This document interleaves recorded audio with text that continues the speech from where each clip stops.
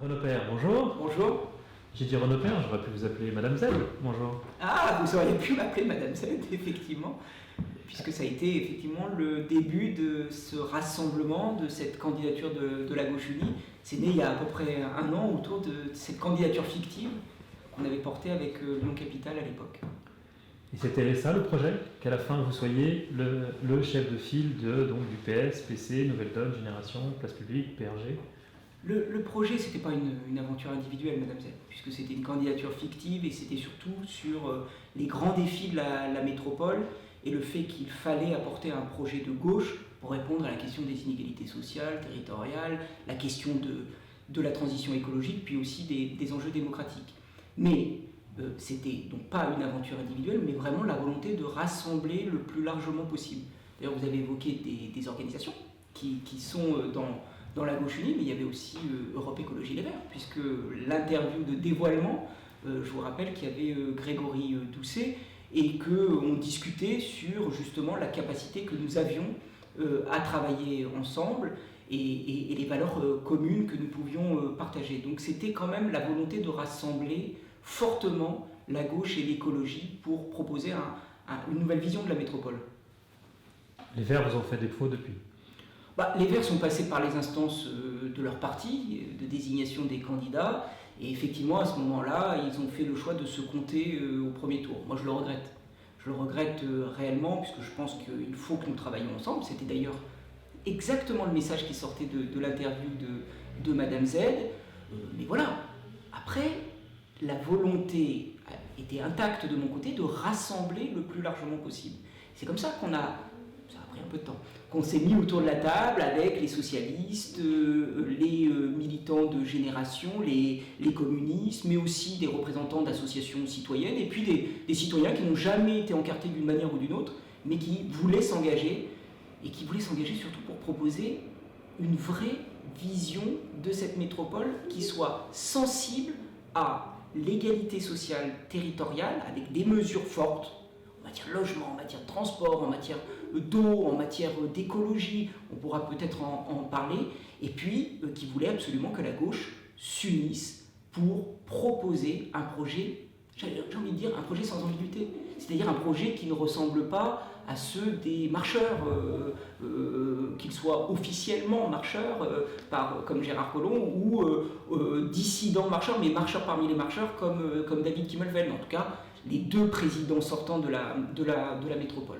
Donc c'est un projet très clair, un projet qui affirme son ancrage à gauche, car pour moi, la gauche et la droite, ça n'est pas la même chose, et qui vraiment indique que toute forme d'ambiguïté ne peut pas faire partie de ce projet. L'idée, c'était toute la gauche derrière les Verts, qui font figure de chef de file dans les sondages. Du coup, c'est toute la gauche derrière Renaud Père en attendant le deuxième tour et rejoindre les Verts? Je ne suis pas d'accord avec vous, parce que c'était pas toute la gauche derrière les Verts. C'était pas du tout ça d'ailleurs l'esprit de l'interview. C'était vraiment, vous vous souvenez, une interview, vous étiez bien placé, c'était une interview à 5 et c'était en plus avec des dizaines de fédérateurs, mais cette interview à 5, c'était pas derrière qui que ce soit à ce moment-là, pas du tout. C'est ce qui en faisait d'ailleurs le charme ou l'aspect séduisant d'une certaine manière. Et surtout quand on était parmi les interviewés, c'est-à-dire que c'était une conversation. Donc il n'y avait pas de se ranger derrière qui que ce soit. Et aujourd'hui, il n'y a pas l'idée de se ranger derrière qui que ce soit. Moi, je suis très fier, par contre. Je suis très fier de pouvoir porter les couleurs de la gauche unie. En fait, moi, mon histoire, c'est celle d'un engagement, depuis des années, d'un engagement du côté privé, disons. J'ai toujours eu un engagement à gauche, mais là, c'est un engagement public, un engagement fort, c'est une candidature, c'est la première fois que je fais cela. Pourquoi je fais cela alors que je suis universitaire, j'ai des responsabilités d'ailleurs dans ce monde-là? Pourquoi je le fais? Parce que je trouve que notre vie politique aujourd'hui, d'ailleurs nationale et locale, est face à des vrais problèmes. C'est-à-dire qu'il y a une forme d'hystérisation de cette vie politique. Tout enjeu, toute question est traitée sur le mode passionnel. Quasiment sur le mode de l'hystérie. Et puis par ailleurs, il y a un autre enjeu qui m'a conduit à prendre mes responsabilités, c'est la métropole d'aujourd'hui. C'est-à-dire que cette métropole, telle qu'elle a été voulue par Gérard Collomb, telle qu'elle est prolongée par le président actuel, David Kimmelfeld, depuis 3 ans maintenant, depuis 3 ans. Eh bien, cette métropole présente des inégalités majeures, présente une vision très centrée sur Lyon, et tout cela mérite d'être discuté si on veut améliorer la vie quotidienne des habitantes et des habitants de notre métropole. Cela ne s'est pas amélioré entre David Kimmelfeld et Gérard Collomb? Je ne crois pas. Enfin, moi, je lis, comme vous, ces derniers jours, le prix du mètre carré. Et je vois qu'on a un David Kimmelfeld qui nous dit qu'il ne veut pas être le président à 10 000 € le mètre carré. Mais n'est-il pas le président aujourd'hui de la métropole? C'est quoi ce type de déclaration? Bien sûr, en campagne, on peut dire tout et n'importe quoi. Mais là, il faut que les masques tombent. Est-ce qu'il est le président ou est-ce qu'il ne l'est pas? Est-ce qu'il est responsable du bilan ou est-ce qu'il ne l'est pas? C'est quand même le moment de la prise de responsabilité. Moi, ma prise de responsabilité, c'est celle de l'engagement à gauche. C'est celle qui me conduit à proposer avec tous les partenaires de la gauche unie l'encadrement des loyers. Mais lui, quelle est sa proposition? Comment peut-il dire qu'il n'est pas le président des 10 000 € le mètre carré alors qu'on a une évolution de notre métropole qui conduit la plupart des habitants et des habitantes à ne plus avoir le choix, ne plus avoir le pouvoir d'habiter là où ils le souhaitent. C'est-à-dire des classes moyennes, des classes populaires qui sont poussées aux marges de la métropole, voire en dehors de la métropole. Nous avons tous et toutes dans notre entourage des familles qui, à l'arrivée d'un enfant, disent « je peux plus habiter dans Lyon, je peux plus habiter à Villeurbanne », et donc qui vont faire un choix par défaut, peut-être, et surtout, qui vont voir leur quotidien se détériorer. Leur quotidien va les conduire à devoir prendre leur voiture de plus en plus souvent, va les conduire à donc aussi contribuer à l'augmentation de la pollution, et surtout à ne pas habiter là où ils le souhaitent. Ça, c'est un vrai problème. Et David Kimmelfeld, comme président, en est responsable. Parce qu'il y a des mesures qui permettent de freiner cette évolution du coût du logement. Il y a des mesures. Et pour le moment, je ne les entends pas. Donc on ne peut pas être à la fois marcheur parmi les marcheurs quand on se déclare candidat. On ne peut pas à la fois demander l'investiture et en allant la demander directement au président de la République. Et puis quand on sent que le climat social se tend, dire « non, mais en fait, ça c'était à un moment. Maintenant, je suis plutôt de gauche. Et puis finalement, je mets de côté tous les députés En Marche qui m'accompagnent et qui me soutiennent. Ça n'est pas possible. L'ambiguïté, nous l'avons vécue en 2017. Nous en mesurons les produits, nous en mesurons les effets aujourd'hui dans notre vie politique. Qu'est-ce qui s'est passé avec la création de République En Marche, avec la victoire du candidat Emmanuel Macron? Nous avons eu la promesse qu'au nom du pragmatisme, on pouvait être et de droite et de gauche. L'opposition n'a pu s'exprimer du coup que dans la rue. C'est la violence sociale qui est notre quotidien depuis quasiment 2 ans. C'est ça l'évolution de notre pays. C'est aussi ça l'évolution de notre métropole. L'ambiguïté a ses limites.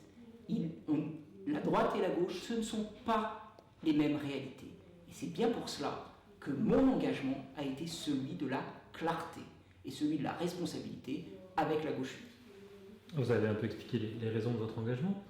Vous êtes relativement peu connu, c'est pas vous faire injure de vous dire ça aujourd'hui. Alors qui êtes-vous, Renaud Père? J'ai 44 ans, j'habite dans cette métropole depuis quasiment 17 ans et j'y vis de manière très épanouie, c'est-à-dire que c'est une métropole que j'aime beaucoup. J'ai toujours eu des engagements de type associatif et avec un vrai engagement à gauche, encore une fois dans la sphère privée ou dans le milieu associatif. Et c'est cela aussi qui aujourd'hui m'a conduit à prendre ces responsabilités que je vous ai présentées.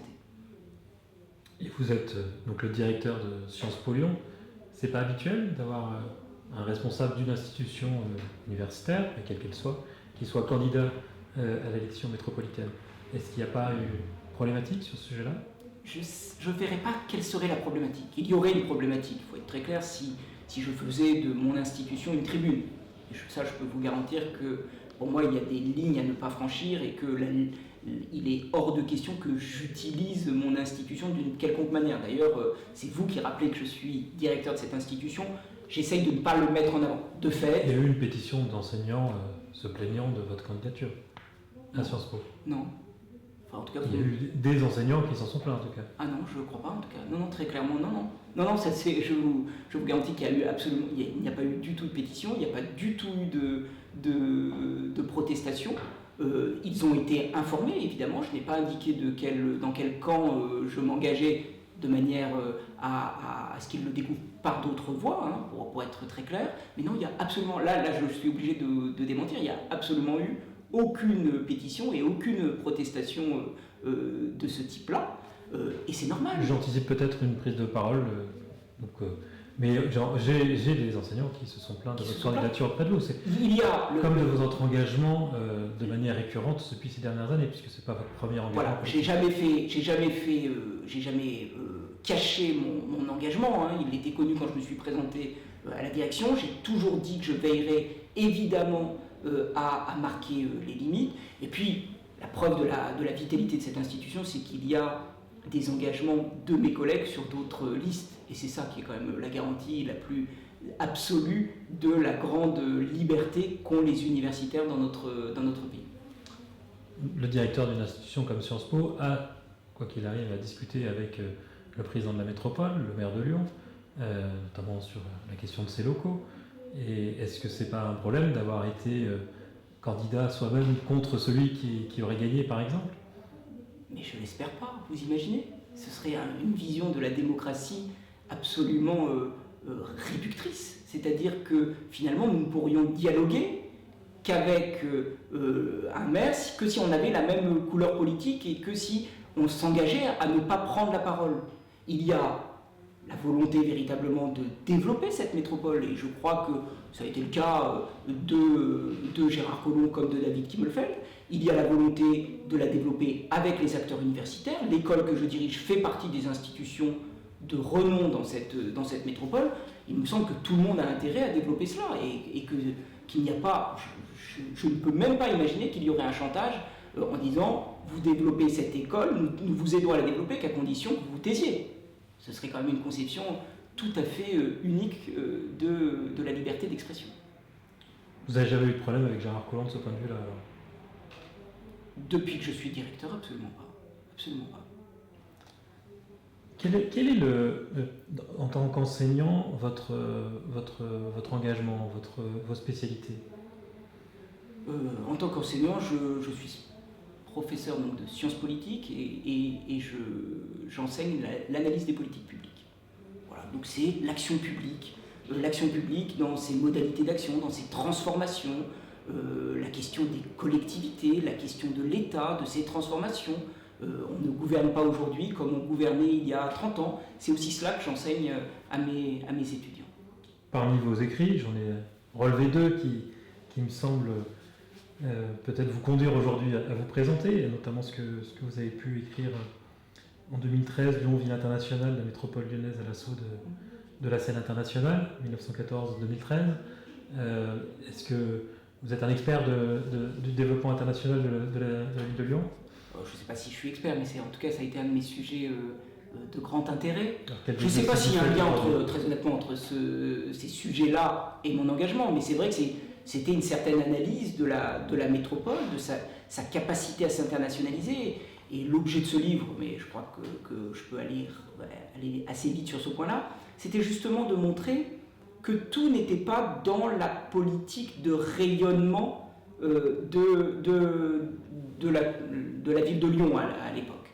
Puisque cette internationalisation, elle s'est fait par le brassage des populations, par l'accueil d'un certain nombre de populations dans des quartiers aujourd'hui de notre métropole.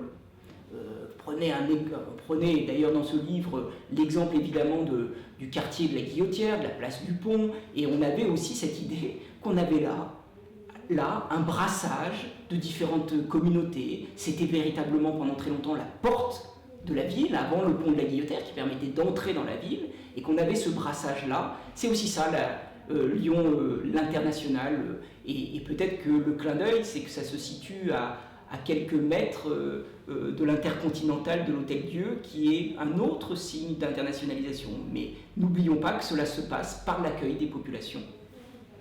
C'est une leçon comme peut-être futur président de la métropole? Je crois que l'accueil, ça a été une de nos traditions. Cette ville a été une ville de l'hospitalité. Cette ville a été une ville de l'hospitalité par certains acteurs politiques, mais beaucoup par le tissu associatif, voire par les églises, qui ont joué aussi un rôle majeur dans l'accueil. Et oublier cela, c'est faire preuve d'un très grand cynisme, d'une certaine manière. C'est-à-dire montrer comment le politique doit prolonger et doit s'accompagner aussi des associations pour accueillir le mieux possible les personnes qui, pour des raisons politiques, pour des raisons économiques, sont contraintes à quitter leur pays, à quitter leur ville, à quitter leur famille. C'est extrêmement important, c'est même au cœur d'une responsabilité politique. Et toute personne qui nierait cela, qui parlerait de benchmark, qui aurait un regard si cynique, conduit forcément à vouloir prendre le contre-pied. C'est exactement ce que nous faisons, nous, avec la gauche unie. Nous ne voulons pas faire preuve de cynisme en la matière, et il nous semble qu'il est nécessaire de refonder cette métropole de l'hospitalité. Je continue sur vos écrits, j'en ai noté un deuxième. Avec plusieurs confrères, en 2012, vous écrivez une radiographie du vote lyonnais à la présidentielle. Vu comme s'approchent les prochaines élections qui semblent assez incertaines, est-ce que là, il y a un diagnostic qui pourrait vous être plus favorable que le score que vous donnent les sondages aujourd'hui? Oui, je ne sais pas. Très honnêtement, là, vous l'aurez compris, je ne suis plus du tout dans l'analyse. Je suis dans la proposition, dans le projet et dans une forme d'action. Et je crois que je n'ai pas le recul nécessaire pour analyser véritablement les improbables résultats. Ce qu'on peut voir, c'est qu'effectivement, cette élection est très incertaine.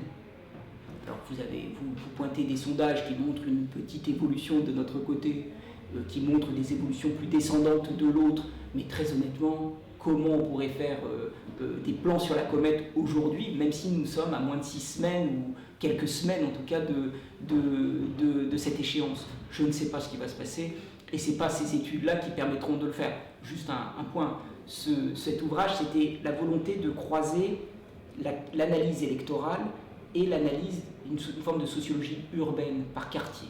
Donc c'était ce qui était aussi intéressant, c'était de voir que nos quartiers évoluaient. Et ça, je dois dire que pour le coup, c'est un marqueur important. Comment notre métropole évolue?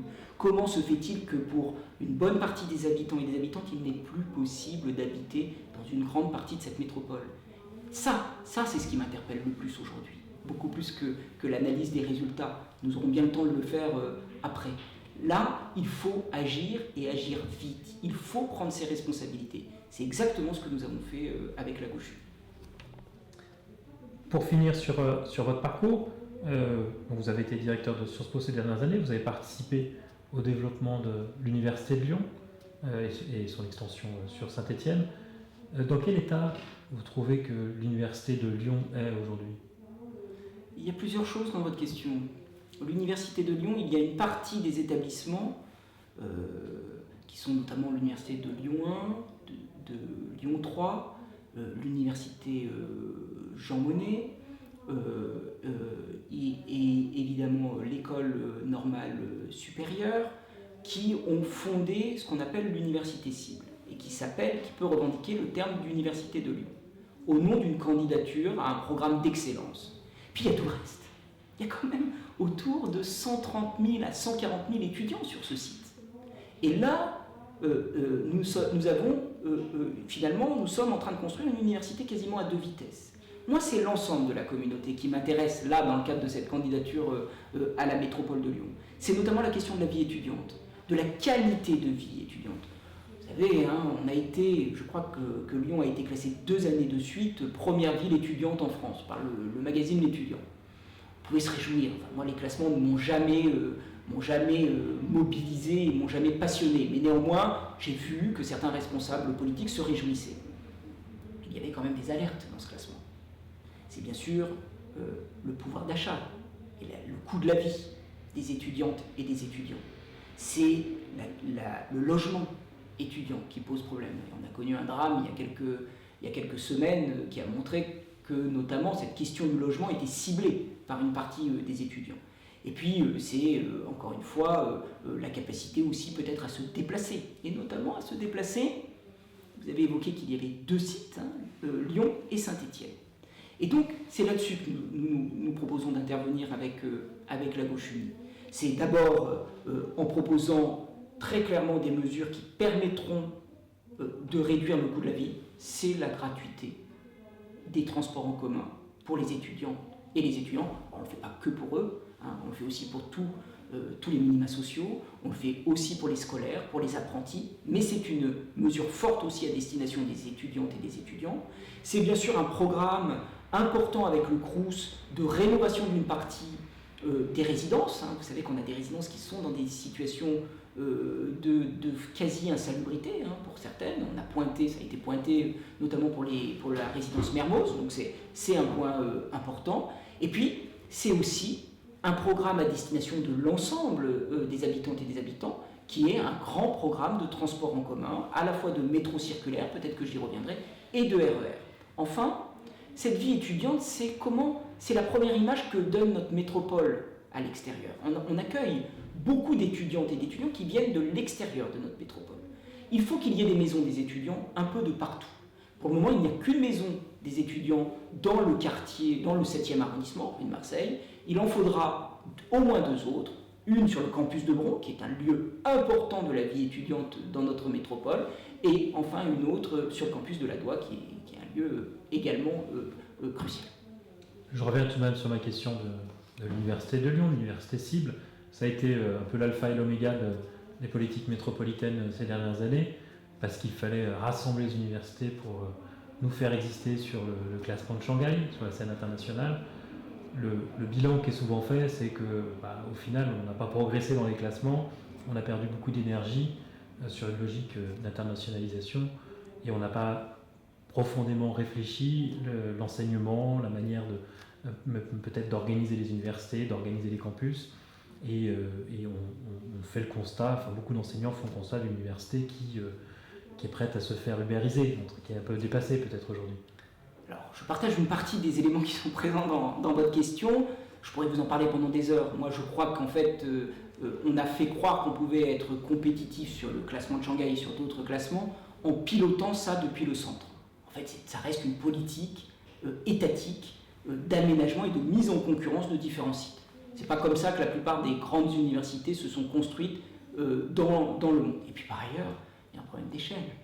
Comment on peut imaginer, à un moment, construire une seule université de cette qualité à Lyon, alors qu'on a entre 130 et 140 000 étudiants, là où les grandes universités internationales sont quasiment en nombre 10 fois moins peuplées, si vous voulez. Donc on n'est pas du tout dans la même échelle. Bon. Puis par ailleurs, il y a plein de classements. Il y a plein de manières de classer les universités, si vous voulez, et notamment sur la qualité de la vie étudiante, sur la qualité de la formation. Là, on parle beaucoup on a une vision qui est très centrée sur les sciences dures. Donc tout cela mérite d'être discuté. Mais ça nous mènerait, je suis prêt même à revenir pour faire un entretien uniquement là-dessus, ça nous mènerait très loin. Je crois que là, dans le cadre de cette campagne métropolitaine, il faut bien voir ce que la métropole peut faire. La métropole n'a pas l'ensemble de la compétence sur l'enseignement supérieur. Elle peut intervenir sur la vie étudiante. Elle peut intervenir sur le transport, sur le logement. C'est exactement ce que nous faisons en parlant directement aux étudiants et aux étudiantes dans le cadre de nos propositions. Elle peut avoir une intervention plus concrète aussi. On se souvient que Michel Noir avait beaucoup contribué au visage de Lyon 3 tel qu'elle est aujourd'hui, en rendant possible la manufacture des tabacs. On peut parler de l'école 42 de Veynes qui s'est créée récemment. Le pouvoir public a une importance majeure sur cette question. Mais bien sûr, mais moi là je le dis, on doit intervenir sur la qualité de l'accueil de nos étudiants, sur la qualité de la vie étudiante, mais après, on le dit aussi dans nos propositions, il doit y avoir un dialogue plus fort entre les sciences humaines et sociales et les grands enjeux de la collectivité. Et donc ce lien entre recherche et grande politique publique métropolitaine, nous le proposons dans un certain nombre de domaines. Alors comment il pourrait se concrétiser ? Il est assez faible aujourd'hui. Il est très très faible. Aujourd'hui, mais c'est un peu la tradition de notre ville, qui est une ville avec une culture d'ingénieur, avec aussi une culture de commerce, et donc qui a visé et de santé, et donc qui a visé un certain nombre de domaines.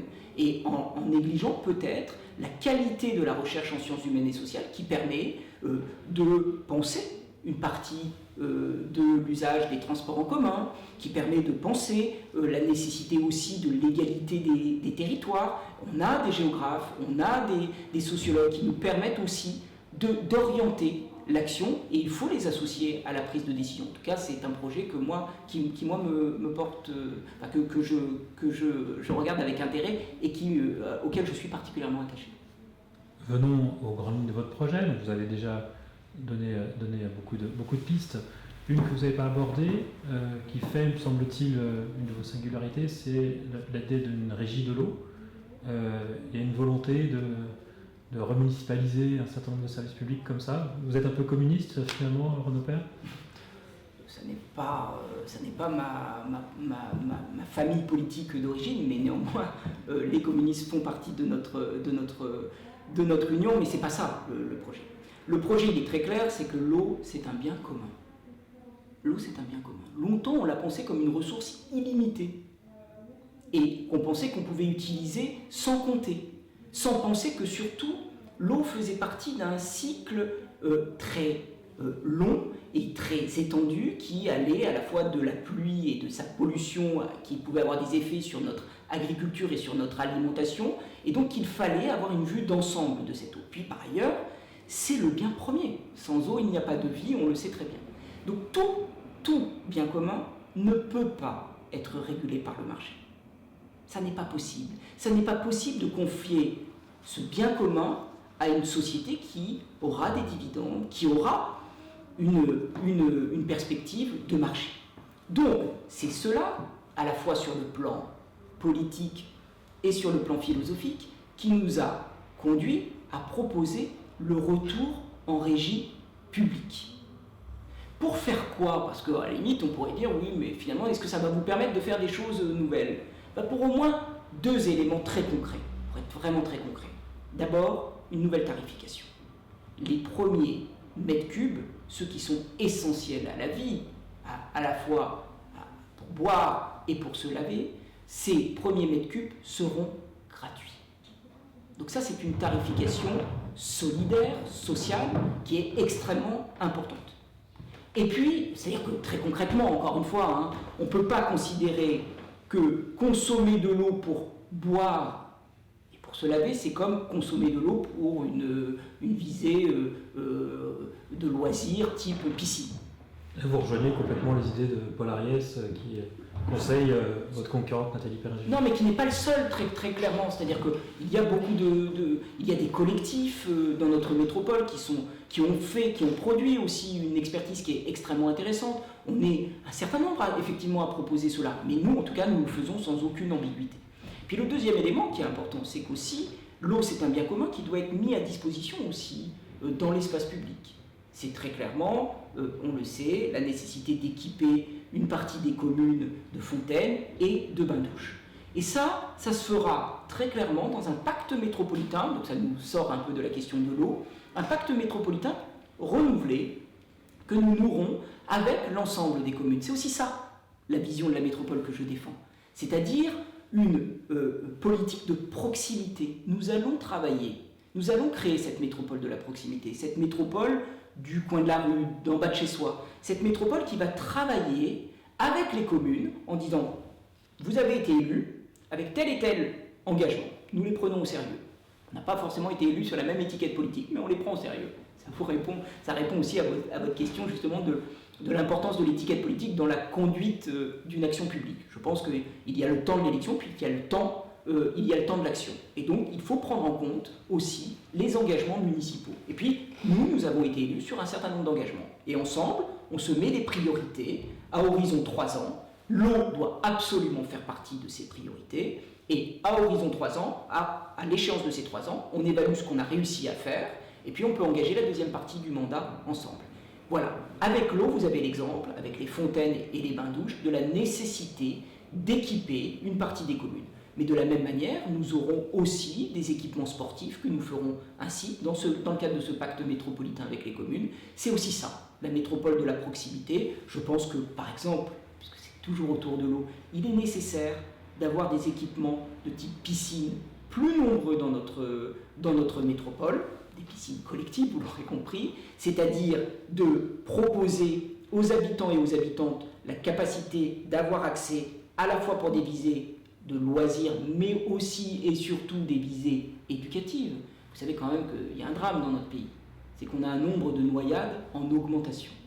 C'est-à-dire qu'on a de plus en plus d'enfants qui sortent de l'école, voire qui sortent du collège sans savoir nager. Là, la métropole peut intervenir et interviendra, bien sûr, pas toute seule en la matière, avec les communes. Puisque vous parlez de baignade, on pourrait se baigner dans le lac du Parc à la Tête d'Or, dans le Rhône, dans la Saône, comme ça a pu être le cas par le passé. Ça a été le cas par le passé, c'est vrai. Ça nécessite quand même des dispositifs très particuliers. C'est pas la priorité. On peut l'étudier sur certains endroits, mais d'abord, il y a ces équipements aussi de type piscine qui nécessitent un vrai investissement de la métropole. Je reviens sur la question des services publics. L'eau, donc bien commun, forcément en régie publique. Est-ce qu'on ne pourrait pas avoir le même raisonnement pour d'autres grands services apportés par la métropole ? Là, la position de la gauche unie est de dire cette délégation de services publics doit être prioritairement remise en cause, parce qu'on est face à un bien commun. Sur d'autres délégations de services publics, nous ferons une évaluation, très clairement, mais nous ne prenons pas l'engagement, parce que tous les engagements que nous prenons, nous les tiendrons, et donc, pour être très clair, nous ferons une évaluation en cours de mandat. Et par ailleurs, là, l'eau, ça se pose très vite. Ça se pose à horizon 2022. Donc, c'est dès le début du mandat qu'il faut engager cela. Donc, c'est notre priorité. Et c'est cette priorité que nous affirmons à travers le retour en régie publique, non pas municipale, je le dis, métropolitaine. Puisqu'on parle des services publics de l'agglomération tout de même, en termes de compétences, on pourrait parler du chauffage urbain, on pourrait parler de la gestion des déchets, on pourrait parler des cantines scolaires, qui sont autant de services aujourd'hui en régie privée. Oui, mais là, on interviendra beaucoup plus sur le cahier des charges. On fera un audit des délégations de services publics, de leur efficacité, de leur capacité vraiment à faire effectivement un service qui va évoluer. On parle des déchets, très clairement, ce service va devoir évoluer dans l'avenir. Parce qu'il faut absolument intervenir sur un traitement différencié des déchets. De fait, nous allons devoir traiter de la question ce qu'on appelle des biodéchets.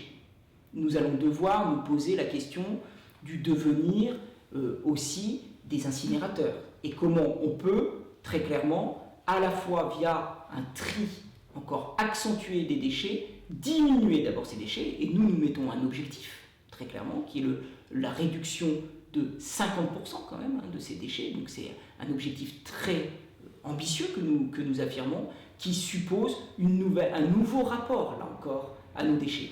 Par contre, sur la délégation de services publics qui n'est que partielle sur l'ensemble de la métropole, nous prendrons le temps d'évaluer cela. Pour l'obtenir, il faut passer par la contrainte des habitants. C'est-à-dire des taxations différentes en fonction des ordures produites, Alors, ça, des là encore, vous voyez, là on est face à la question de la transition écologique d'une certaine manière. C'est-à-dire comment on fait, pour moi, il n'y a pas d'un côté la question écologique et puis de l'autre la question sociale. Et puis il n'y a pas l'idée de l'écologie punitive. On n'arrivera à la transition écologique que si on embarque tout le monde. Donc ça veut dire quoi pour les biodéchets par exemple? On sait que les biodéchets peuvent être traités par des composts, et notamment des composts collectifs. Comment on fait aujourd'hui pour que tout le monde se mette à cette pratique-là? Il faut une forme d'éducation, il faut une forme d'incitation, il faut aussi se faire accompagner d'acteurs, et nous en avons sur le territoire, qui sont capables d'avoir cette expertise d'entretien des composts collectifs, de développement de ces composts, et puis de collecte aussi de ces composts. Et ça, je souhaite que la métropole, à compter dès le printemps 2020, mette en place un accompagnement de ces acteurs du compost pour que précisément ils montent leurs propres entreprises, qu'on les accompagne dans leur activité et qu'ils puissent être les partenaires de cette politique qui est une politique extrêmement importante. Pourquoi je dis cela? Pour vous répondre. C'est-à-dire que là, ce qui est développé par certains qu'on appelle la taxation incitative peut très vite devenir punitif. Parce que nous n'avons pas toutes et tous le même accès à cette pratique du compost ou du tri, notamment des biodéchets. Et donc il faut d'abord mettre en place des ressources pour chacun et chacune, et puis il faut surtout veiller à une chose. La question des déchets, et notamment la question de la gestion collective des déchets, donne lieu bien souvent à des conflits de voisinage, à des conflits dans des copropriétés, dans des logements collectifs. Et ça, il faut faire en sorte que cette étape-là se fasse dans la plus grande paix sociale possible. Donc pas de taxes sur les ordures. Non. De manière générale d'ailleurs, sur la question des impôts, vous prenez un engagement? Oui, nous prenons l'engagement de ne pas augmenter les impôts au-delà de l'inflation, donc de ne pas les augmenter. Par contre, ça veut dire que se pose une question. Comment nous allons financer je vous ai parlé d'équipement avec les communes, donc nous allons avoir une vraie volonté d'équiper les communes, nous allons avoir la volonté aussi d'engager des études pour l'évolution de nos incinérateurs, mais aussi la question de l'eau va susciter un coût supplémentaire. Nous allons proposer un grand plan de transport en commun et j'espère que nous aurons l'occasion d'en dire un mot. Tout cela nécessite une vraie politique d'investissement. La métropole doit investir et doit investir fortement. Aujourd'hui, la programmation pluriannuelle d'investissement, ce qui fait toute la politique d'investissement de la métropole, n'a été exécutée qu'à 75%. C'est insuffisant et ça n'est pas responsable dans la situation qui est la nôtre. Celle où on a une augmentation de la température, celle où on a une augmentation des maladies chroniques, celle où on a une réduction de l'espérance de vie en bonne santé. Nous sommes face à des défis qui nécessitent des investissements sans précédent de la métropole. C'est aussi ça l'engagement de gauche, c'est de relancer l'investissement de la métropole, d'augmenter l'investissement de la collectivité métropole, d'augmenter l'investissement du syndicat de transport, le Citral, pour mettre en place des vrais services publics de proximité. Vous avez vu, en parlant du Citral, que tous vos concurrents sont sur la ligne d'augmenter son budget d'investissement, et tout le monde, en fait, promet de doubler le budget d'investissement sur le prochain mandat. Oui, je l'ai vu. Mais pour faire quoi? Est-ce que Gérard Collomb va faire cela pour ramener Tassin à 4 arrêts de métro de Place Bellecour, et donc de ramener encore tout vers le centre? David Kimmelfen, je ne l'ai pas entendu prendre ses distances avec son prédécesseur, dont il est l'héritier. Donc je ne vois pas, si l'investissement est fait pour encore tout ramener vers le centre, quelle est l'utilité? Nous, le projet très clair que nous proposons aux habitantes et aux habitants de cette métropole, c'est enfin de passer à la métropole des années 2020. Celle qui relie les communes entre elles. Nous ferons 2 lignes de métro circulaires qui relieront Tassin à Saint-Fond et Saint-Fond à la Doua. Et nous le ferons pas à horizon 2030, pas à horizon 2035 comme certaines listes le proposent, nous le ferons en 6 ans. C'est bien pour ça que nous proposons un métro léger, de surface, qui permet de relier les communes entre elles. Avec notre proposition en 2026, une habitante de Saint-Fond qui travaille à Vaux-en-Velin ne sera pas obligée soit de passer par le centre de Lyon pour rejoindre son lieu de travail, soit de prendre sa voiture et de passer 3/4 d'heure dans les bouchons. En 25 minutes, grand maximum, elle reliera son domicile à son lieu de travail. C'est ça la métropole que nous proposons. Et quand je dis en 6 ans, c'est un engagement fort. Mais pourquoi je le dis? Pourquoi je dis cela? Pourquoi notre projet de mandat, il est sur ce temps-là des 6 ans? Parce qu'il y a urgence. Il y a urgence sociale. Ça n'est pas possible de continuer dans une métropole qui exclut de plus en plus, où il n'est pas possible de se loger et où on voit que, j'ai vu cela récemment dans un sondage, que 6 habitants sur 10 ont été dans les derniers mois obligés de renoncer à un projet immobilier. Vous imaginez quand même la métropole qu'on est en train de construire? Il y a urgence écologique. Vous voyez bien quand même que nous sommes dans une métropole où la température ne cesse d'augmenter les étés et où on a une différence entre la métropole et le reste et les territoires environnants.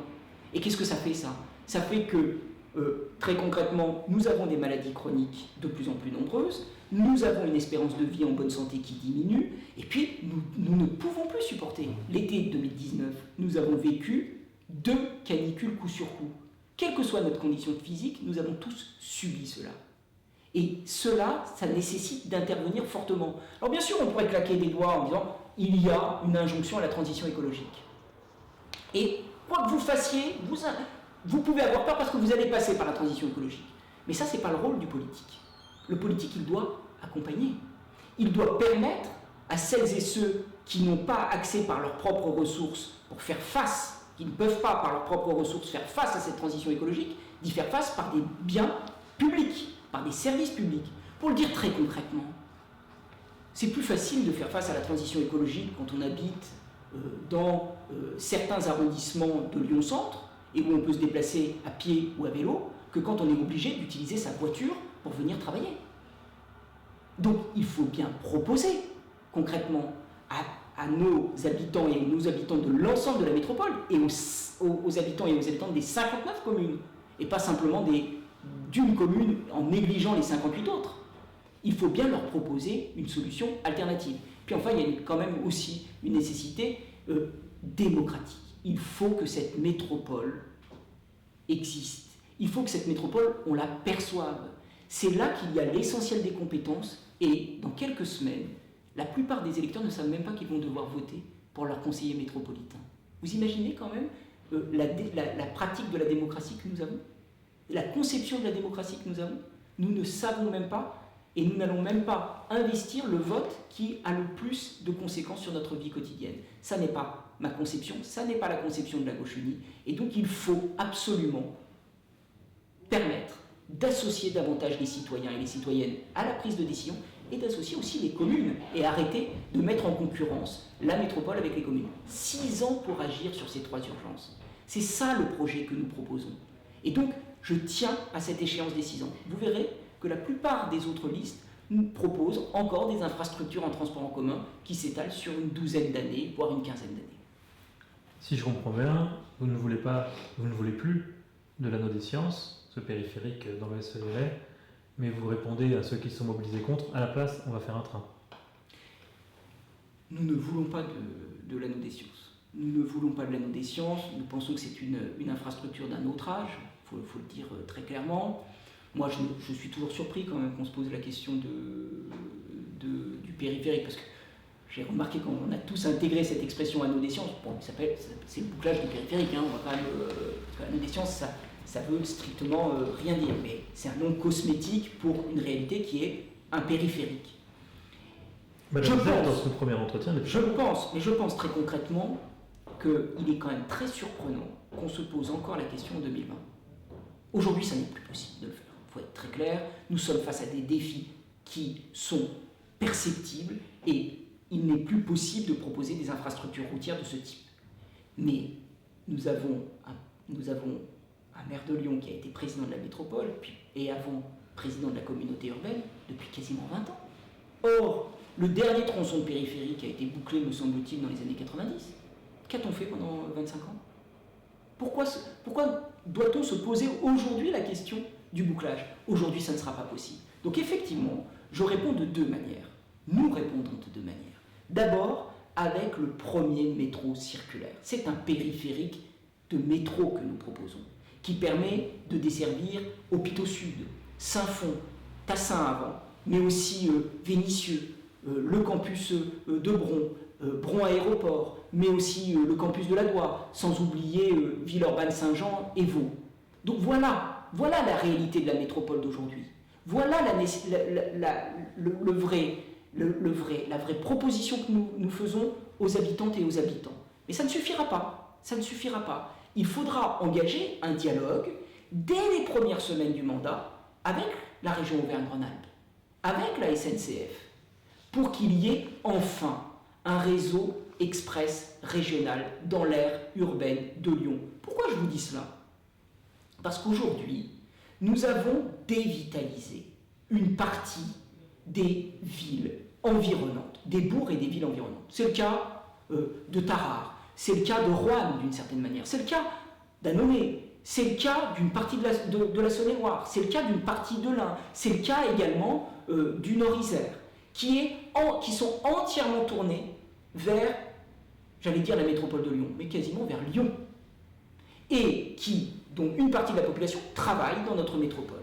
Mais ces habitants et ces habitantes, aujourd'hui, passent énormément de temps dans leur voiture, ou, quand ils le souhaitent, quand ils ont privilégié ce mode de transport, ou quand ils n'ont pas d'automobile, dans les transports de type TER, qui sont mal cadencés, qui mettent beaucoup de temps. Et ces habitants et ces habitantes, du coup, vivent sans y habiter dans la métropole de Lyon, amènent leur automobile dans la métropole de Lyon, et puis contribuent à la dévitalisation d'une certaine manière, malgré eux. Quand vous partez le matin à 7h pour venir travailler à Lyon, et que vous repartez après 18h, tout en espérant rejoindre votre domicile à 20h, vous faites vos courses dans Lyon. Et le commerce de proximité de telle et telle commune se ferme. Et ce sont des communes qui se dévitalisent. C'est ça la métropole que nous voulons? Est-ce que nous voulons arroser là où il pleut, c'est-à-dire sur le centre de la métropole, et dévitaliser les communes périphériques de la métropole, puis encore plus largement les communes de l'ensemble de l'aire urbaine? Ou est-ce que nous voulons une métropole de la solidarité territoriale? Moi, c'est cette deuxième métropole que j'aime. C'est cette deuxième métropole que je veux défendre. C'est cette vision de l'entraide territoriale, cette vision d'une métropole responsable à la fois pour toutes les communes qu'elle réunit, les 59, mais responsable aussi pour l'ensemble de l'aire urbaine. Et c'est ça la métropole de l'égalité territoriale et la métropole de la transition écologique. Parce qu'en faisant cela, on permettra de diminuer la pollution automobile. Il ne suffit pas de le vouloir. J'ai compris qu'il y a une dimension de transport en commun importante, mais est-ce que ça suffira à revitaliser toutes les communes dont vous parlez? Je ne sais pas si ça suffira. Je sais simplement qu'aujourd'hui, les mobilités et le temps que les habitants et les habitantes mettent dans ces déplacements contribuent à la dévitalisation, contribuent très fortement à la dévitalisation. Et nous sommes dans cette France des 3 ou 4 vitesses, ou des 3 ou 4 France qui ont des réalités territoriales distinctes. Et très concrètement, nous ne vivons pas la même métropole quand on habite dans le centre de Lyon, quand on habite à Vénissieux ou quand on habite à Tarare. Et pourtant, nous sommes toutes et tous solidaires. Nous contribuons au développement de l'économie de cette métropole. Le candidat écologiste Bruno Bernard nous a dit qu'il faut arrêter de construire à Lyon quand il y a 15 000 logements vides à Saint-Étienne. Finalement, c'est une phrase que vous reprenez? Non, c'est pas du tout une phrase que je reprends. Je crois que ça n'est pas responsable de dire ça. Nous avons, encore une fois, des habitants et des habitantes qui doivent retrouver leur pouvoir d'habiter. Et s'ils souhaitent habiter dans Lyon, il me semblerait normal qu'on leur propose d'habiter dans Lyon et dans la métropole. Encore une fois, je ne suis pas contre la densification, simplement contre l'idée de construire des logements. Je propose, avec la Gauche Unie, nous proposons 6 000 logements sociaux. 6 000 logements sociaux par an. Nous voulons augmenter de 50%, parce que c'est le levier pour permettre aux habitants et aux habitantes d'habiter dans cette métropole et de cesser d'être exclus. Parce que quand même, les classes populaires et les classes moyennes aujourd'hui ne peuvent plus se loger dans une partie de notre métropole. Donc je pense qu'une des solutions, c'est la construction. Attention, la construction raisonnée. Moi je vois comme vous que tout lopin de terre fait l'objet d'actions de tel et tel promoteur. Regardez le quartier de Gerland par exemple, dans les dernières années, avec les quartiers de Bonlay ou des Girondins. Vous avez des immeubles qui sont collés quasiment les uns aux autres. On n'a même pas respecté le tissu urbain, on a construit à outrance. Ça, c'est sûr que ce n'est pas le modèle que je défends. Néanmoins, il y a des besoins de logements abordables et sociaux, et il faut absolument une politique offensive dans cette métropole. Néanmoins, je persiste à dire qu'il faut aussi veiller à une solidarité interterritoriale avec les communes environnantes. En matière de logement, vous êtes aussi pour une logique de contrainte avec une régulation des loyers? Un encadrement des loyers dans l'ensemble de la métropole. Qui prendrait quelle forme? Qui permettrait, au terme d'un bail, de ne pas augmenter ce bail, et donc qui permettrait, il faut être très clair, de freiner cette progression. Encore une fois, quand même, regardons quand même ce qui est en train de se passer dans cette métropole. Aujourd'hui, vous êtes un couple, allez, prenons un exemple, un couple d'enseignants qui arrive à Lyon, qui souhaite habiter dans Lyon, ou même dans une partie de Villeurbanne, avec 2 enfants. Ça n'est plus possible, même de manière locative. C'est-à-dire que nous sommes dans une part du coût du logement qui est tout à fait démesurée dans l'ensemble du budget familial. C'est ça la réalité d'aujourd'hui. Et quant à l'accès à la propriété, parce qu'il ne faut pas le négliger non plus, nous sommes dans une situation où, encore une fois, 6 habitants et habitantes de la métropole sur 10 ont dû renoncer à un projet immobilier. C'est une alerte quand même, c'est une alerte, on est en train de construire une métropole qui ne permet pas aux familles de se loger et d'habiter là où elles le souhaitent. C'est une vraie alerte, ce n'était pas le cas il y a une vingtaine d'années. Donc nous sommes face à une métropole qui exclut plus qu'elle n'intègre, et surtout une métropole qui pousse en dehors de ses frontières une partie des classes moyennes, une partie des classes populaires. Vous avez fait une de vos premières conférences de presse en public, en pleine rue, même à la Guillotière, dans un quartier qui est en mutation, mais dont vous percevez des limites. Qu'est-ce qui pourrait être amélioré à la Guillotière ? Il y a plusieurs choses qui devraient être améliorées à la Guillotière. D'abord, il y a encore des opérations de rénovation de l'habitat qui doivent être prises au sérieux. Il y a à l'œuvre une forme précisément d'accès de populations plus aisées et qui repousse des populations notamment de classes populaires et de certaines classes moyennes. Donc on a bien l'exemple typique d'une partie de la population qui ne peut plus se loger à la Guillotière.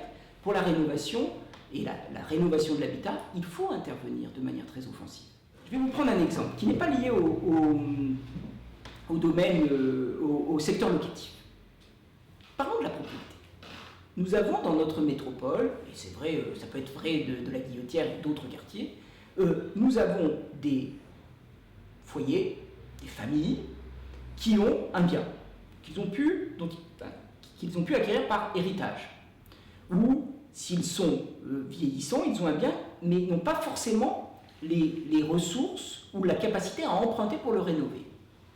Et notamment pour faire face à ce qu'on appelle les passoires énergétiques. Donc c'est un vrai défi écologique et un vrai défi social. Comment on fait ? Comment on fait quand on consomme de plus en plus pour se chauffer et qu'on n'a pas la capacité de faire face à cela ? Nous proposons une grande coopérative citoyenne. Nous proposons que la métropole accompagne un grand emprunt citoyen et écologique. Ça veut dire quoi ? Nous accompagnerons la création d'une coopérative abritée par un fonds éthique. On a des exemples de banques éthiques dans notre région, donc qui pourraient accompagner ce dispositif, la NEF par exemple.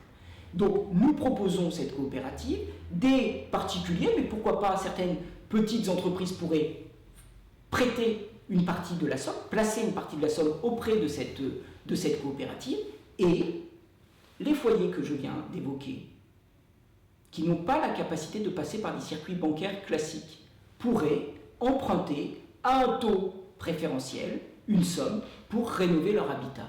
C'est aussi ça la politique de l'habitat. C'est aussi ça la politique écologique qui n'est pas punitive et qui pense qu'il n'y a pas d'un côté l'écologie et de l'autre le social.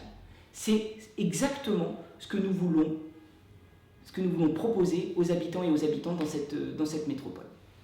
Si on élargit un petit peu sur le 7e, c'est tout de même un quartier qui est en pleine mutation. On parle même des fois un peu de boboisation, tellement le quartier se développe, attire des populations très différentes, il y a une mixité qui se crée, une mixité qu'on ne retrouve pas toujours dans les écoles un peu, mais dans les collèges et dans les lycées, on voit que cette mixité est mise en difficulté. Est-ce que ça, c'est un sujet sur lequel vous allez agir ? Alors, je ne sais pas si c'est un sujet dans le 7e, c'est un sujet dans une partie de nos communes, aussi de la métropole. je suis prêt à vous parler du 7e pendant des heures. Hein, mais c'est là où vous avez fait votre conférence de presse. Bien sûr, non, mais vous avez raison. C'est une réalité qu'on peut trouver dans le 7e, qu'on peut trouver dans d'autres quartiers de Lyon centre, je dirais, mais aussi dans d'autres communes. De fait, on a un vrai enjeu de la réussite de tous les adolescents. Parce que je vais quand même devoir rappeler ce qu'est la compétence de la métropole, ce sont les collèges, hein, donc il faut aussi quand même être très clair sur ce domaine. Nous, l'engagement, il est d'abord de proposer de nouveaux équipements. Nous proposerons sur le mandat 5 nouveaux collèges. Et nous pensons qu'il est nécessaire, en les proposant, de fixer un plafond. Quand vous êtes dans des collèges de plus de 800 ou 900 élèves, la capacité à étudier et à vivre bien cet âge particulier des études et de la scolarisation, et puis cet âge particulier de la vie, hein, quand on est collégien, tout cela est rendu difficile par les effectifs. Donc nous proposons vraiment de limiter le plafond à 600. 600 collégiens et 5 nouveaux collèges ayant des moyens importants proposés par la métropole que j'appelle de mes voeux. C'est cela.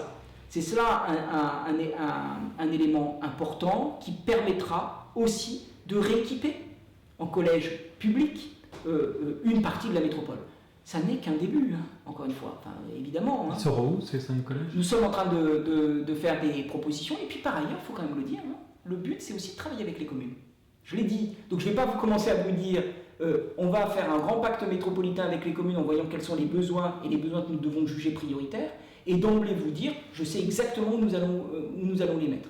Très clairement, il y a plusieurs choix possibles, mais ça aussi ce sera une discussion à l'issue des élections sur les choix prioritaires dans le cadre de ce mandat 2020-2026.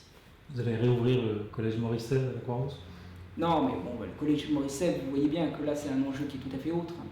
Et ça, là il faut quand même aussi prendre très au sérieux cette question de l'accueil. On a eu l'occasion de se le dire, mais je crois que là, on mesure quand même, j'ai envie de dire, un clivage qu'il y a quand même dans notre vie politique. Et là, encore une fois, on mesure tout le cynisme du en même temps. Du en même temps du gouvernement, du en même temps de Gérard Collomb.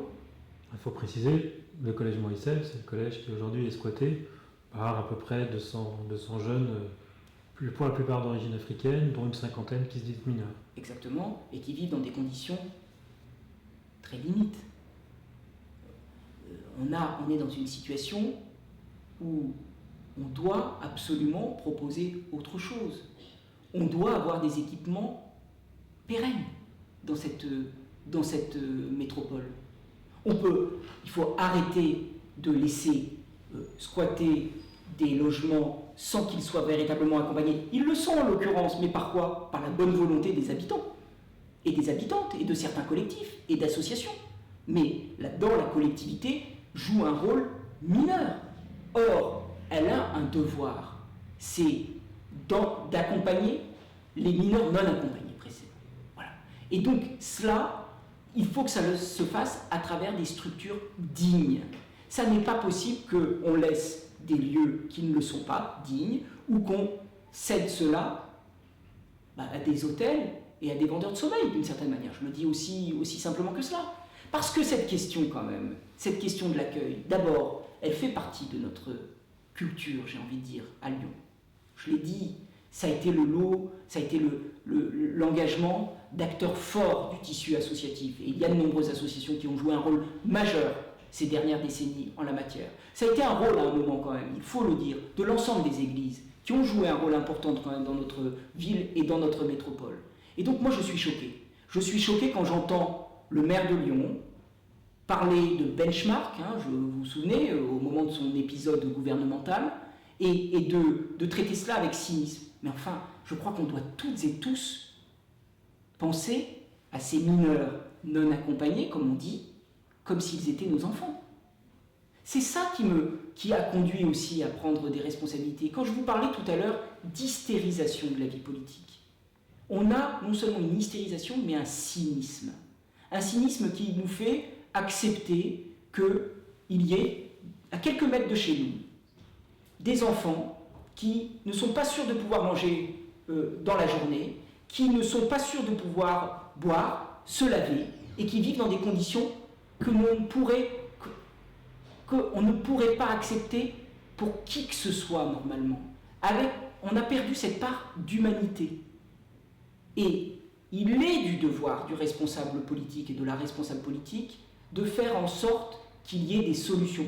Alors je ne dis pas des solutions sur la seule base de telle démarche individuelle, il faut des solutions structurelles. C'est-à-dire qu'il faut absolument avoir des lieux d'hébergement pérennes et où on puisse travailler avec les associations et peut-être aussi avec des personnels de la métropole pour permettre d'accompagner ces migrants. Enfin, c'est d'une certaine manière rappeler quand même une réalité basique. On ne quitte pas son pays, on ne quitte pas sa famille, ses attaches, par choix ou par volonté. C'est par la contrainte politique dans certains pays, par la contrainte économique, et dans quelques années, de plus en plus par la contrainte climatique, que nous migrons, en prenant tous les risques que l'on sait, en traversant les mers. Donc c'est cela quand même la réalité majeure, et très honnêtement, le choix et la position qui est la mienne et celle de la gauche unie n'est pas celle du cynisme. Sans vous tortisser un peu votre discours vis-à-vis de la métropole, c'est un sujet sur lequel il y a eu une évolution avec David Kimmelfeld à la tête. Je crois qu'il y a une évolution, je crois qu'on peut le pointer, qu'il y a un rapport... Votre colistier André Gachet sur ces questions-là, d'ailleurs vous avez mandaté pour répondre, donne même un satisfecit sur cette question à David Kimmelfeld. Oui, mais il y a eu un investissement, il y a eu une volonté, il y a eu une construction. C'est que David Kimmelfeld, sur ce point-là, témoigne de toute son ambiguïté. Il est marcheur parmi les marcheurs, puis prend ses distances, et quand il s'agit de prendre ses distances, d'ailleurs, il travaille avec des personnes qui sont sur les listes de la gauche unie. Il les sollicite. Très bien, très honnêtement. Oui, c'est un bon début. On va pas, franchement, l'esprit là n'est absolument pas. Enfin, vous voyez quand même l'ampleur du sujet. Enfin, on serait quand même dans une position complètement irresponsable d'être dans une petite guerre, alors qu'il s'agit véritablement de prendre une position très claire. Néanmoins, en termes d'équipement pérenne, nous attendons encore des résultats, et il faut des engagements en la matière. Et puis par ailleurs, il faut peut-être aussi marquer beaucoup plus clairement ses distances par rapport à une politique gouvernementale. Est-ce le même David Kimmelfeld qui est marcheur parmi les marcheurs ? Est-ce le même David Kimmelfeld qui s'entoure de l'ensemble des députés qui ont été élus sur l'étiquette En Marche ? N'est-ce pas le même qui, en 2017, a changé d'un coup de claquement de doigts de Gérard Collomb du Parti Socialiste vers République En Marche ? Mais alors, où est-il ce David Kimmelfeld ? Qui est-il ? Est-ce finalement celui qui est l'héritier, ou est-ce celui finalement qui cherche à manger la main qui l'a nourri, c'est-à-dire Gérard Collomb ? C'est ça la position qu'il faut qu'il donne. Est-ce qu'il rompt avec République En Marche après en avoir bénéficié ? Ou est-ce qu'il est encore marcheur parmi les marcheurs comme il a déclaré sa candidature ? Je ne sais pas qui il est. Avant de parler des alliances, justement, j'aimerais juste revenir sur deux dernières compétences de la métropole. C'était sur les collèges, ça veut dire qu'il y a la question des cantines scolaires. Vous dévoilez l'enquête qui est en train de faire. On a beaucoup interrogé les personnels des cantines. Et ce qui nous a frappé, c'est l'état de désespoir de ces personnels qui confient, qui sont souvent engagés dans ce métier, on est CAP cuisine, qui sont engagés dans ce métier parce que ça les intéressait, parce que ça les passionnait, et qui se retrouvent à ouvrir les barquettes en plastique, les réchauffer et servir aux enfants des plats qu'ils ne mangeraient pas eux-mêmes, quoi. Il y a une vraie politique de l'alimentation à tenir, et à tenir notamment en partie en restauration collective, et notamment en priorité évidemment dans les cantines, et je pense d'abord aux cantines des collèges. Ça veut dire quoi ? Ça veut dire qu'il faut absolument travailler à au moins mettre des objectifs. Nous, on est sur un objectif de 50% de bio, et si possible, mais vous savez que là on touche à des domaines particuliers, mais si possible d'une agriculture de proximité qui permettent véritablement de faire aussi de cette cantine, des cantines des leviers de l'éducation aussi à l'alimentation, au circuit de l'alimentation. C'est des objectifs relativement modestes par rapport à ce que disent vos concurrents. Les écolos sont sur 100% bio local. Le même Gérard Collomb est sur des chiffres plus proches de l'autre. Je pense qu'il faut véritablement avoir ce type d'objectif, mais il faut aussi quand même se poser la question. Il faut aussi se poser la question de l'agriculture de proximité, l'agriculture de circuit court, hein, très clairement. C'est-à-dire que, encore une fois, il faut aussi se donner les moyens de pouvoir travailler aujourd'hui quand même. Vous savez qu'on sait que dans notre aire urbaine, 5% de l'alimentation provient de cette même région, de la proximité. Vous imaginez 5%. Je sors de la question des cantines, hein, pour qu'on ait quand même à l'esprit de là où on part, hein, de manière générale. Ce n'est pas les quelques marchés de producteurs qui permettent finalement de favoriser cette alimentation et cette agriculture de proximité. Ça veut dire quoi? Ça veut dire qu'on a véritablement la nécessité de travailler le plus possible avec les agriculteurs et paysans des zones environnantes. Je pense bien sûr au Mont du Lyonnais, je pense bien sûr à une partie du Nord-Isère, et je pense, parce qu'il ne faut quand même pas l'oublier, à encore quelques zones que nous avons quand même dans notre métropole qui ont été progressivement grignotées. Hein. C'est vrai quand même autour de Plateau Nord, après Caluire, c'est vrai aussi d'une partie de l'est de notre métropole, au-delà de Saint-Priest, une partie du sud et de l'ouest. Hein. Donc on a la nécessité aussi de préserver cela, donc, et de travailler avec ces agriculteurs, de permettre aussi qu'ils aient une agriculture raisonnée. Et cela, ça passe un des leviers, et effectivement la cantine, c'est-à-dire de faire de la cantine un moment d'éducation au goût, d'éducation, encore une fois, au circuit d'alimentation, et puis, évidemment, de faire de l'alimentation de qualité une priorité. Donc, c'est l'objectif que nous développons, c'est l'objectif que nous avons avec la gauche. Un dernier sujet, en plus vous êtes spécialiste, la question de la gouvernance. Les belles promesses en la matière, elles sont récurrentes. Hein. Gérard Collomb aussi promettait de concerter, de mettre des comités, puis à la fin, c'est lui qui décide. Est-ce que c'est toujours la même chose? Moi, ce que je sais, c'est que la métropole qu'il a voulu n'est pas celle à laquelle j'aspire, et celle à laquelle nous aspirons toutes et tous au sein de la gauche. Comment l'a-t-il voulu, cette métropole? Là aussi, il l'a fait par voie de presse. Il l'a annoncé, vous vous souvenez, 2012-2013, en ayant un pacte avec le président du Conseil général, Michel Mercier, puis il l'annonce à sa majorité et à la presse quasiment en même temps, et il annonce une nouvelle collectivité, dont il ne sera absolument pas question d'ailleurs aux élections de 2014. Ça n'est pas ma conception. Et je trouve qu'aujourd'hui, nous sommes 6 ans après, nous avons encore le risque d'avoir une campagne métropolitaine qui ne dit pas son nom, qui n'évoque pas justement tous les enjeux. Puis cette métropole, surtout, il l'a construite contre les communes. Il a expliqué qu'il fallait renforcer encore plus la communauté urbaine, ce qui était déjà vécu par la plupart des habitants et des habitantes comme une technostructure, coupée des lieux de proximité. La métropole que je souhaite, moi, c'est pas la métropole qui continue à centraliser, c'est la métropole qui relie. La métropole que je souhaite, c'est pas la métropole qui monopolise les compétences, c'est la métropole qui les redistribue et qui travaille avec les communes dans des pactes métropolitains triennaux de 3 ans, que nous travaillerons dès le début du mandat avec les 59 communes, et même, je dirais, un peu plus, puisque nous travaillerons avec les 9 arrondissements de Lyon. C'est cela la métropole que nous défendons au sein de la gauche unie. C'est ça la métropole qui permettra de redistribuer. C'est ça la métropole qui permettra aussi d'être attentif aux lieux et aux quartiers où nous pourrons construire des logements sociaux pour que chacun et chacune trouve un logement avec ses ressources. C'est ça la métropole qui nous permettra de faire des transports en commun qui desservent la plupart des communes. C'est ça la métropole qui nous permettra aussi de proposer de l'eau, des bains-douches dans une partie des établissements. C'est ça des communes. C'est ça la métropole qui nous permettra aussi de travailler à des nouveaux équipements. J'ai parlé de piscines, mais c'est aussi d'autres équipements sportifs.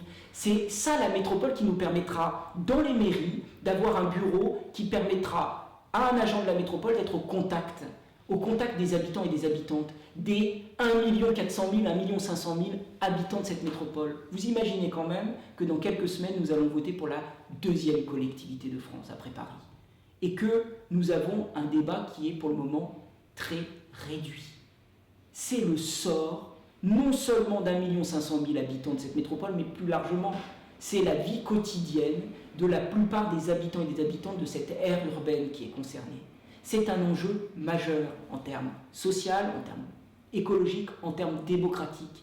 C'est cela que nous devons absolument dire aux électeurs et aux électrices et aux habitants et aux habitantes. C'est un enjeu majeur. Et donc, cette vision de la métropole des années 2020 n'est pas celle qu'avait Gérard Collomb de la communauté urbaine ou de la métropole de 2015. Ça n'est pas la même conception que j'ai et celle qu'il défend. Alors, gouverner, c'est choisir. On va commencer par choisir ses alliés pour pouvoir gouverner. On le rappelle, c'est une élection à 3 tours. Il y aura un 2e tour avec des alliances possibles. Et puis, en fonction des majorités ou des non-majorités qui sortiront de ce 2e tour, un 3e tour où on élira réellement le président du Grand Lyon. J'ai compris que vous préfériez gagner tout seul. Peut-être scénario B avec les écologistes. Ce serait votre allié prioritaire. Et si ça ne devait pas suffire, avec qui êtes-vous prêt à discuter? Alors, d'abord, c'est vous qui dites que c'est une élection à 3 tours. Non mais, je ne sais pas ce qui va se passer le soir du 15 mars. Non mais...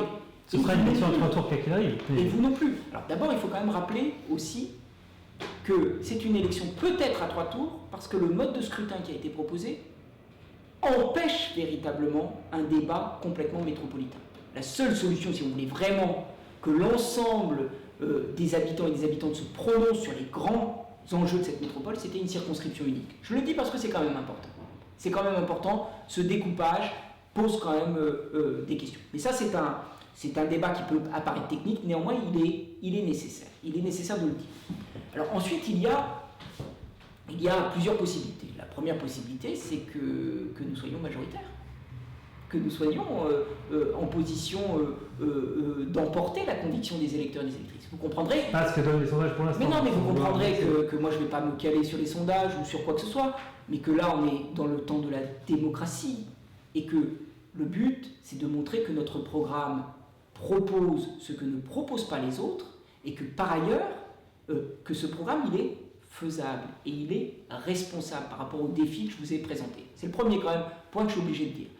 Si jamais nous n'étions pas majoritaires, bien sûr, nos alliés, nos premiers alliés, ce sont, je crois, les écologistes.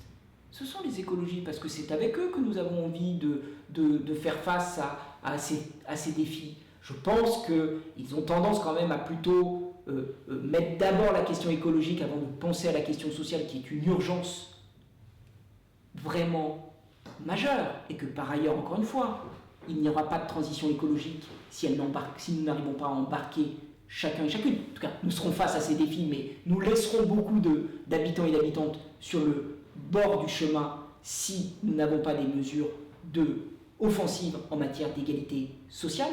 Donc, je le redis, encore une fois, ce n'est pas une alliance pour une alliance. Moi, je vais vous dire une chose. Vous avez évoqué quelle était ma profession et quelles étaient mes responsabilités. On dit souvent dans la société civile. De fait, moi, je ne suis pas à la recherche d'un poste en tant que tel. Donc, ce sera à condition que nous ayons un projet crédible. Mais, je vous réponds très clairement, oui, j'espère que le soir du premier tour, nous nous retrouverons avec les écologistes, avec Europe Écologie Les Verts. Parce que, j'ai bien entendu Grégory Doucet, dans une interview que vous aviez faite il y a quelques mois, il disait que nous pouvions travailler ensemble. Donc, je ne peux pas croire qu'aujourd'hui, ça ne soit plus vrai. Donc, nous pouvons travailler ensemble. Et la règle est simple, premier arrivé, elle, tête de liste pour tout le monde. Franchement, ou est-ce qu'il y aura des négociations en fonction des municipales? Franchement, il n'y a pas de discussion aujourd'hui. Enfin, ce serait vous mentir de vous dire qu'on est qu'on est dans des discussions de boutiquiers. Aujourd'hui, c'est le temps de la conviction. C'est le temps de la présentation de nos programmes. Nos mesures ne sont pas celles des écologistes. Je vois qu'ils proposent également des transports en commun, mais eux, ils les étalent dans le temps. Moi, je dis très clairement avec la gauche unie, nous avons 6 ans pour agir. C'est un mandat du basculement, c'est un mandat de l'urgence. Et donc, il faut agir très vite, très très vite. 6 ans pour faire ces infrastructures en matière de transport en commun et permettre que chacun et chacune transforme sa mobilité et accès à des services publics. Je le dis, c'est un point sur lequel nous ne sommes pas forcément d'accord. Donc il y aura des discussions. Voilà. Vous n'avez qu'une nuit pour vous mettre d'accord. Voilà. Il y aura des discussions. Et puis nous verrons bien qui est en position de défendre ces mesures prioritaires. Je veux dire, nous avons fait un programme sur 20 mesures prioritaires. 20 mesures prioritaires. Voilà. Donc nous les défendrons. Voilà. Nous défendrons l'encadrement des loyers. Nous défendrons cette politique de transport en commun. Et puis nous verrons. Et nous verrons ce qui est acceptable et ce qui est bon pour les habitants et les habitantes. Mais encore une fois, nous ne savons rien, ni vous ni moi, de ce qui sera la réalité des rapports de force le soir du premier tour. Je le dis très clairement, et je vous le dis d'autant plus clairement qu'il y a encore quelques mois, et je ne vous vise pas vous personnellement, on nous disait que tout se jouerait entre Gérard Collomb et son héritier David Kimmelfeld. Vraisemblablement, je n'entends plus tout à fait le même récit dans la presse aujourd'hui. On nous dit que tout se jouera dans un nouveau duel.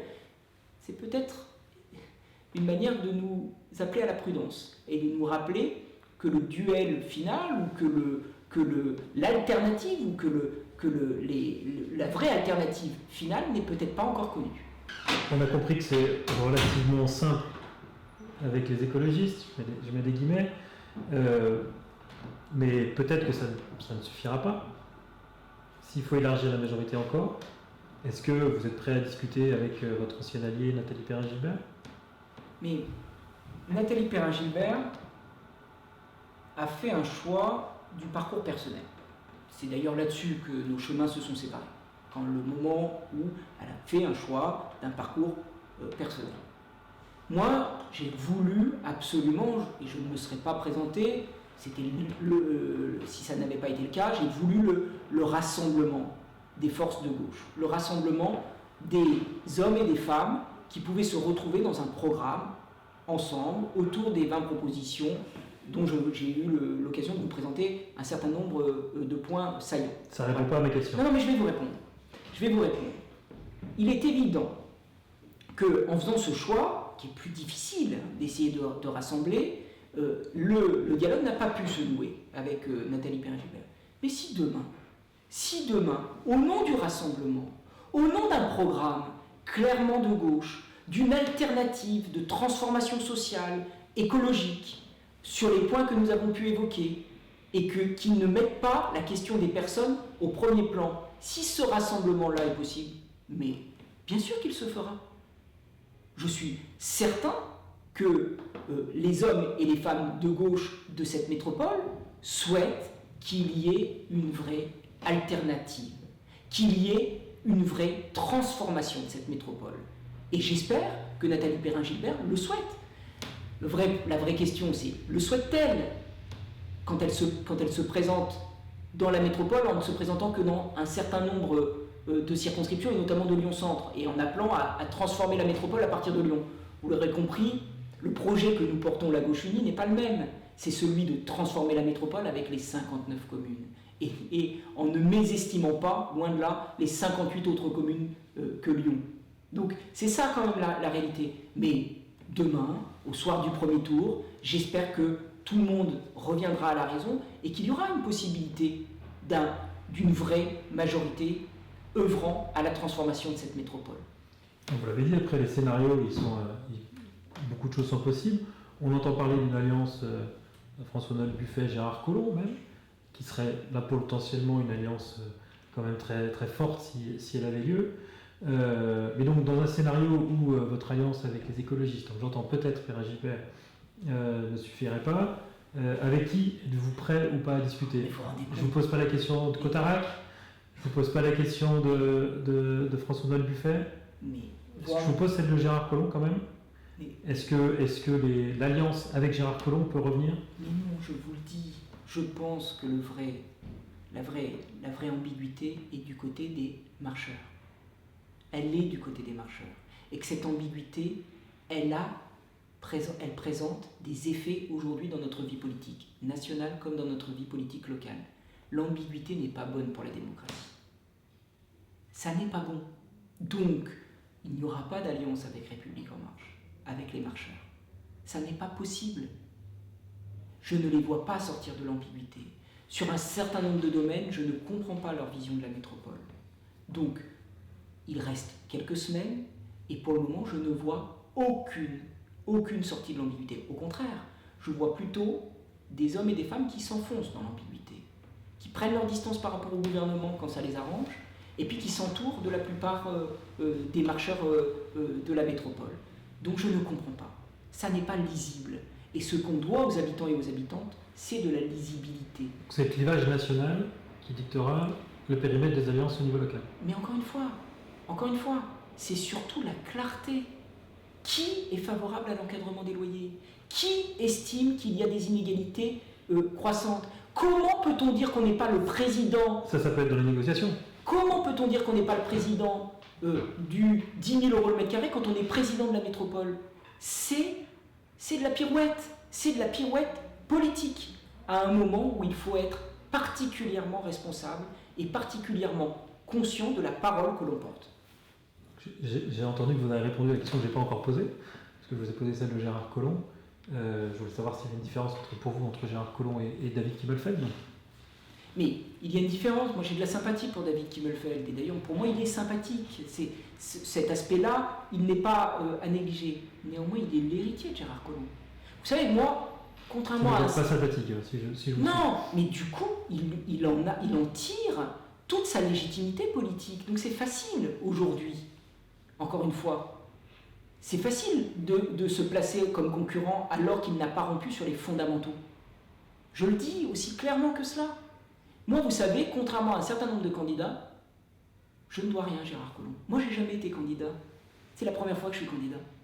Mais mon engagement politique, il n'a aucun lien avec Gérard Collomb, contrairement à d'autres, très clairement. Donc, je le dis, c'est pas ça pour moi, la métropole des années 2020. C'est beaucoup plus la vision que nous allons porter. C'est plutôt la vision en matière de métropole qui relie, de métropole de proximité. Mais c'est ça qui me motive le plus. Pourquoi voulez-vous que j'ai pris justement cet engagement fort de me porter candidat? C'est pas pour un combat de coq, un combat d'Isnogoud contre le calife. Moi, ça m'intéresse pas, cela. Moi, ce qui m'intéresse, c'est plutôt qu'est-ce qu'on peut proposer pour faire en sorte que les habitants et les habitantes retrouvent le pouvoir d'habiter, retrouvent le pouvoir de se déplacer, permettent en se déplaçant de ne pas continuer à polluer, à détériorer la santé de nos enfants et de l'ensemble des habitants et des habitantes de cette métropole. Mais c'est ça les questions auxquelles nous devons toutes et tous répondre. Et moi, j'y réponds avec un programme de gauche. Je continue à poser des questions politiques parce que c'est bien que les choses sont posées avant l'élection, puis comme ça on peut vérifier aussi entre les deux tours les promesses tenues et ou pas. Les centristes sont en train de se rapprocher entre Lafont et Broliquier. Eux parlent de discussions possibles avec vous. Qu'en est-il? Non mais on peut se dire, moi je peux aussi m'allier avec tel et tel. Je crois qu'on a donné notre positionnement. Encore une fois, cette vie politique, nationale comme locale, souffre de l'ambiguïté. Donc tous ceux qui sortiront de l'ambiguïté, qui nous diront, mais bien sûr que nous aussi, on est de gauche, et nous aussi, on est de gauche parce qu'on veut proposer des mesures d'encadrement des loyers, parce qu'on veut proposer des mesures de politique foncière offensive, parce qu'on veut proposer des mesures en termes de tarification sociale et solidaire de l'eau, parce qu'on veut proposer des mesures en matière de démocratie citoyenne, etc. Tout cela seront les bienvenus autour de la table et nous pourrons dialoguer, parce que nous pourrons gouverner. Parce qu'encore une fois, moi je suis dans une position, demain, d'exercer des responsabilités au sein de cette métropole, d'être le président de la métropole. C'est ça qui m'a conduit à prendre la tête de la gauche unie. C'est pour que nous soyons dans une position de responsabilité. Mais aujourd'hui, la responsabilité, c'est la responsabilité qui produit une nouvelle vision de la métropole, qui dit qu'il faut que cette métropole investisse, que cette métropole se dote de nouveaux services publics. C'est ça ma priorité. Et aussi, si on comprend bien, de construction d'une alternative en 2022. Peut-être, mais enfin là, moi je suis sur le scrutin de 2020. C'est aussi ce que vous avez dit, la gauche unie à ces élections sera porteuse d'espoir pour 2022. Je le crois. Je crois qu'il y a besoin que la gauche se fasse entendre en 2022, en 2021 aussi, puisque je crois qu'il y a un scrutin régional en 2021. Donc il va y avoir des échéances, mais bien sûr que je crois que notre vie politique a besoin d'une droite qui produise un discours de droite, des propositions de droite, et une gauche qui propose un projet d'émancipation, un projet de redistribution, un projet d'égalité sociale, d'égalité territoriale pour mieux faire face à la transition écologique. Bien sûr que je crois au clivage gauche-droite, j'y ai toujours cru. J'ai jamais adhéré, moi, En Marche, et de droite et de gauche. Je n'y ai jamais adhéré. Je n'y crois pas. Je crois que nous avons besoin en démocratie de clivage clair. Et les partis attrapent tout, je n'y adhère absolument pas. Pour finir sur cette question, les choses ne sont pas aussi étanches que vous avez l'air de le dire non plus. Vous avez parlé de discussions qu'il pu y avoir avec David Kimmelfeld avant, je crois que vous avez même participé à leur première réunion un temps. Et vous avez... je vous laisse répondre à cette question, ou parmi les candidats de gauche, Hélène Geoffroy, qui a refusé de s'engager derrière vous, et on comprend qu'elle soutiendra David Kimmelfeld. Oui, bon, c'est son choix. Moi, je ne soutiens pas David Kimmelfeld, vous l'aurez compris. Encore une fois, j'ai eu des dialogues avec David Kimmelfeld. Mais je vais vous dire, j'ai eu des dialogues. Et les dialogues, ils ont été toujours d'une très grande franchise. Je peux vous le révéler. Je lui avais dit que je pensais qu'il ne devait pas être le candidat marcheur En Marche. Voilà, je lui ai dit. Et je lui ai dit en 2018, pour être tout à fait clair. Donc, bien sûr que le dialogue, mais moi je dialogue avec tout le monde. Je ne m'allie pas avec tout le monde. Je pense qu'il y a nécessité d'un clivage. Voilà. Et qu'on ne peut pas jouer sur tous les tableaux. Ça n'est pas possible. Je n'y adhère pas. Enfin, ça n'est pas ma vision de la politique, mais c'est tout. Et ça, ça peut ne pas parler à certains ou à certaines, mais moi, ça n'est pas ma vision de la politique. Le fait d'embrouiller l'électeur est pour moi très mauvais pour notre démocratie et nous en payerons tous le prix à un moment ou à un autre. Je comprends votre discours au premier tour, deuxième tour, en termes d'alliance. On sait qu'il peut y avoir un troisième tour en cas de recherche de majorité. Encore une fois, nous verrons bien. Je crois que j'ai dit quelles étaient les valeurs, je crois que j'ai dit ce pourquoi moi j'étais prêt à m'engager. Moi, l'engagement, il est de porter la gauche unie, très clairement, et de porter la vingtaine de mesures de notre programme. Il y a déjà eu des alliances gauche-droite à la tête de cette métropole. Oui. Il pourrait en avoir de nouveau. Ben, nous verrons bien, mais en tout cas, si vous me demandez ce que moi je suis prêt à faire, c'est de participer à une majorité, et même si possible de la porter, une majorité de gauche. C'est ça mon combat. Donc, après on peut faire des hypothèses sur le soir du premier tour, le soir du deuxième tour, mais très honnêtement, tout cela c'est un peu quand même de la tambouille, et surtout c'est une grande partie d'inconnus aujourd'hui. D'inconnus. Si certains sortent de l'ambiguïté, peut-être qu'un dialogue sera possible à un moment. Mais je ne vois personne sortir de l'ambiguïté. Et pour le moment, nos partenaires privilégiés, si nous ne sommes pas majoritaires le soir du premier tour, ce seront les écologistes, parce que je crois, à condition qu'ils ne soient pas, là aussi, dans une logique attrape-tout, mais s'ils sont dans une logique clairement de travailler à une majorité de transformation sociale, nous pourrons travailler ensemble. Et je n'ai pas de raison d'en douter. Voilà. J'espère bien qu'on arrivera à dépasser certains points et à proposer un projet de transformation de cette métropole. On a à peu près compris le périmètre de vos alliances dans cette tambouille.